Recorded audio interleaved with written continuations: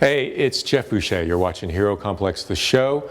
Today, we go back to Starfleet. Leonard Nimoy, this is part 2 of our interview at his house, the Star Trek icon. Today, he talks about his stage work. Today, he talks about the origin of this. And he also does a William Shatner impression, right? Okay, let's go.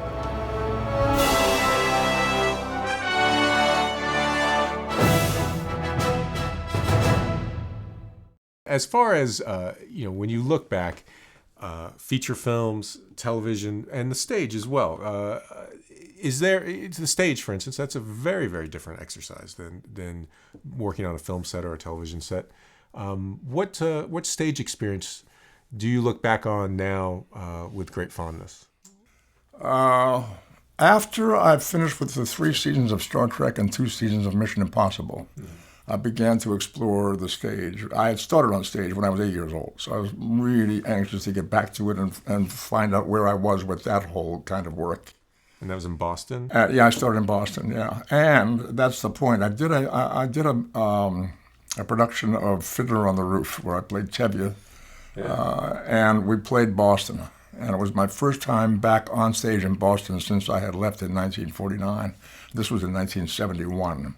So my family could come and see me on stage, and I could enjoy being at home and being on stage again in a thrilling production. We had a wonderful production. We played north of the city. We played down to the Cape, and we had a great, great time. And then after that, I did several years of a lot of stage work. Sherlock Holmes, right? Yeah, I did Sherlock Holmes, and I did my one-man show called Vincent, which I toured the country. I did a number of plays. I did The Man in the Glass Booth. I did The Four Poster. I did Caligula. I forget the plays. I mean, I had a wonderful time, And I was on stage on Broadway my second time in Equus when I got a call from, again, Jeff Katzenberg called me, introduced himself. He said, I've gone to work for Paramount Pictures, and we'd like to talk to you about acting in the next Star Trek movie. And would you connect a bright line between the release of Star Wars and the commercial success there and that phone call? I was doing Equus on Broadway in 1977 when I began hearing about this extraordinary success called Star Wars.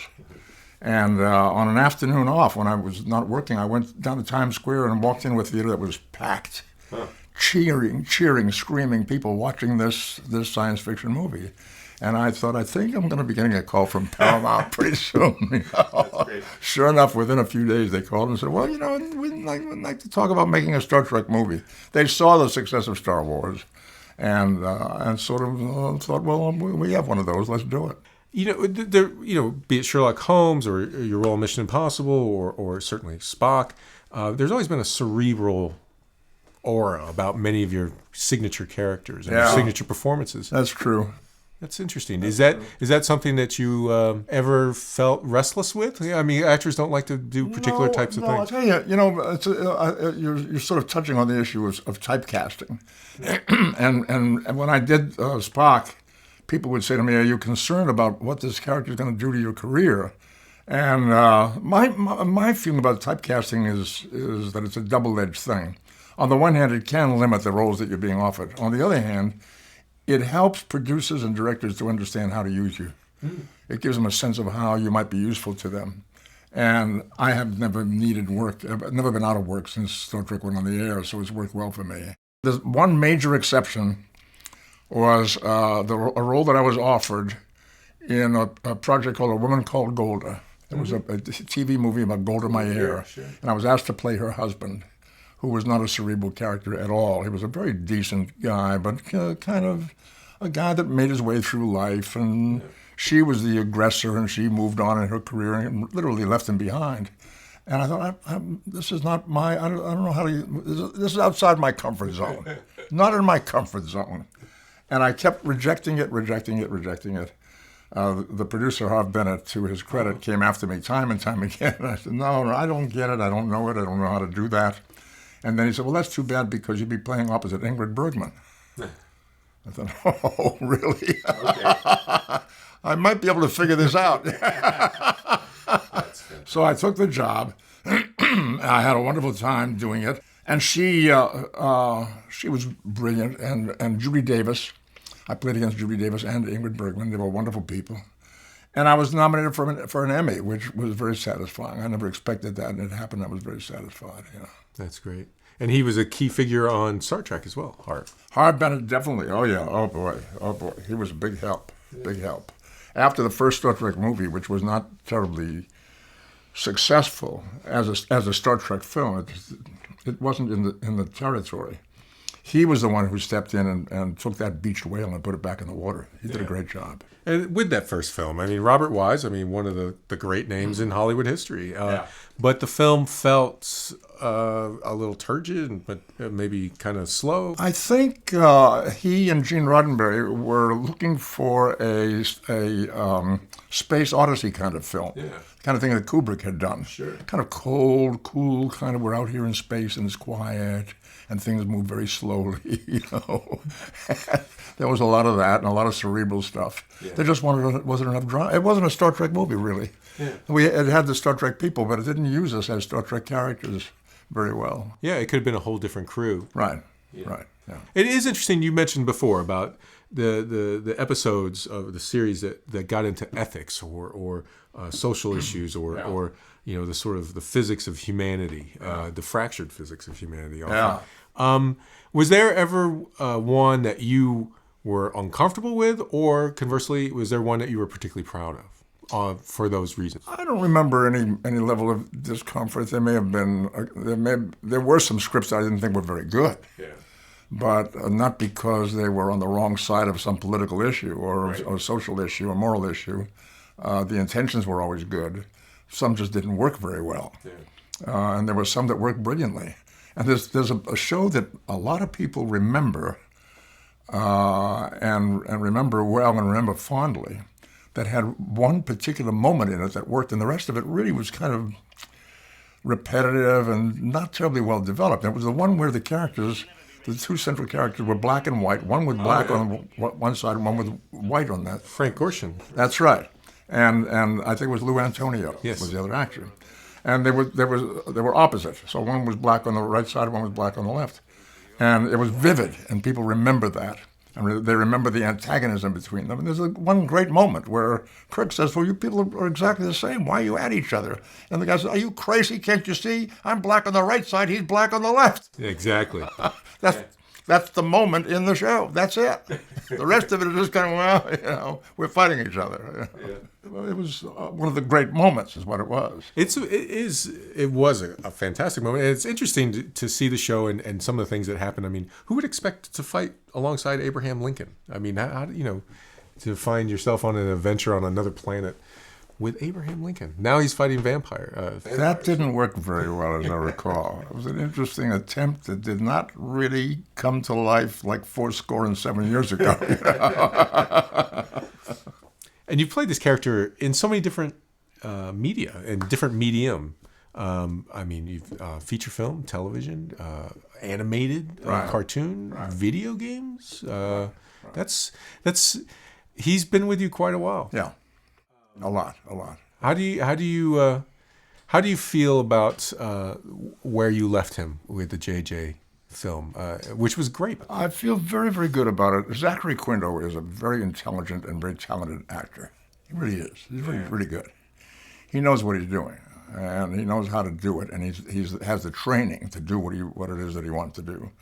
So I'm very pleased with where the character is. And I had a good time on that last film, dropping in there and particularly playing a scene with him, which was really interesting. I feel good about the character. I feel the character is still very, very useful and very interesting, still somewhat enigmatic. I think I had pretty much played out any enigma about the character. People pretty much knew who I was and what was going on with me. But Zachary has the opportunity to explore some new territory because he brings a new condition of his own to the character, and he will.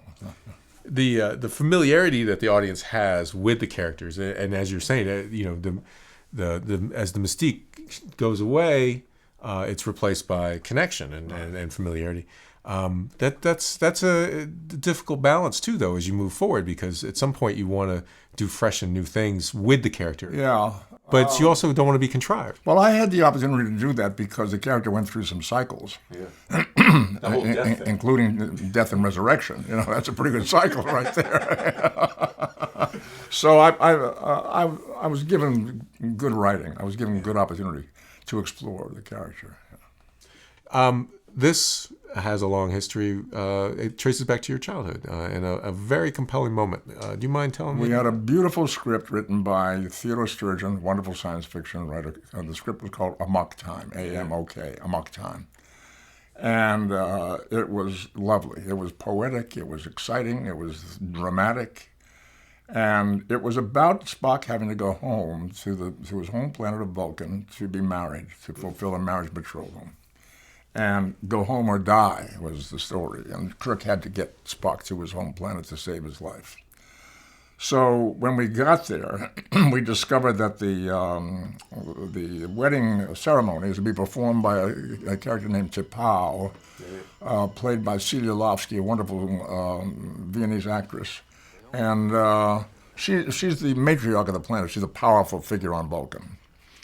And I'm to approach her, and I'm very sensitized to the idea that we're seeing other Vulcans for the first time. Right. We're on the Vulcan planet for the first time. What's Vulcan all about? Right. What are the mores of the culture? What can I find? What can I show an audience or bring to an audience about the Vulcan people? So as I'm approaching her, and we say hello to each other, and she says, "Welcome home," and I don't remember exactly what I said. What the dialogue was, but I said to the director, I think we need something that Vulcans do when they greet each other, because humans have certain kinds of things that we do. We shake hands, we salute each other, we bow to each other in certain cultures. He said, "What would you like to do?" And that's where I came up with this. Wow. And it came from an experience that I had that obviously made a big impression on me, because it happened when I was about 8 or 9 years old. I was in a synagogue with my family, in an Orthodox synagogue. The men sitting downstairs, the women upstairs in the balcony, and with my grandfather, my father, and my brother and myself. Comes a point in the service where a group of men, I think there must have been 5 or 6 of them, is my memory. They are called Kohanim. They are members of the priestly tribe of the Hebrews. At this particular moment, they get up in front of the congregation, face the congregation from the stage, what's known as the bima in Hebrew, and they chant a particular prayer, which translates into, "May the Lord bless you and keep you. May the Lord cause his countenance to shine upon you. May the Lord turn his graciousness unto you and grant you peace." They were chanting it in Hebrew. Right. And I'm too young to know what it meant. I'm too young to know why they were gesturing, but they were doing this with their hands facing the congregation. And while they were doing that, my dad was saying to me, "Don't look." Well, there's this crazy, fervent chanting going on. They're shouting this prayer in Hebrew, and they're shaking and they're rocking. It was kind of a frenzy. And I peeked. I saw what they were doing, and I immediately went to work to learn how to do that. Yeah. I had no idea why they were doing it, and much later I found out that this is the shape of the letter Shin in the Hebrew alphabet, which is the first letter of the word Shaddai, which is a name for God. Right. So the sense is they're using a symbol of God's name as they bless the congregation with that blessing. And you're not supposed to look, because I was told many years later that during that benediction, the Shekhinah, also starts with a Shin, Sure. comes into the sanctuary to bless the congregation. And this is the feminine aspect of God. And you don't want to see her, because the light that emanates from a deity could hurt you, could blind you, or even worse. So we introduced it that day. The director said, "Okay, let's do that." Wow. And that's how it got into the show. And immediately on the street, people started doing that. I thought, whoa, we've touched something. It's one of those magic things that happens sometimes when you present an idea and a big yes comes back. You know? It's been a big yes ever since. A big yes, absolutely. Yeah. Absolutely. Well, fantastic.